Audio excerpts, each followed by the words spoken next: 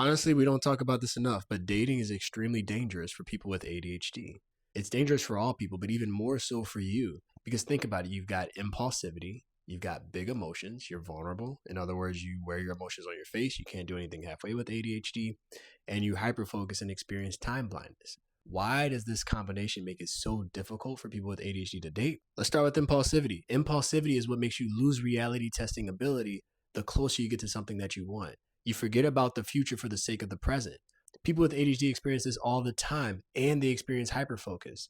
It's like they're hyperfixated on what's right in front of them, so everything else becomes invisible. This is why relationships oftentimes make you feel like you have psychosis. You feel like you can't test reality right, and you look back years later and you think, how could I have made these decisions so impulsively? Well, think about it like a diet. If you're on a diet and there's a bag of chips in front of you, it's going to be much harder for you to think about your long-term goals while that bag of chips is open right in front of your face. Even when they're not there, you're going to still be hyper-focused on the idea of them. You have so much hyper-focus on someone, that person feels like a bag of chips that never closes. These experiences are extremely hard to see past and to see through with ADHD because just like with addiction, everything else becomes invisible whenever you're desperate enough for something. There's two things that make it extremely hard for you to let someone go in relationships. One, it's hard to admit that you've been going down a bad path in the first place.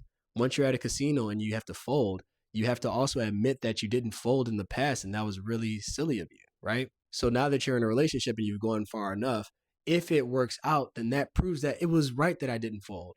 This person was worth it. He actually is a good guy and everybody was wrong and I wasn't stupid. I wasn't weak. The other part is that it's so hard to leave the casino once you're in it. It's so hard to leave it when you think that you're right on the brink of something good.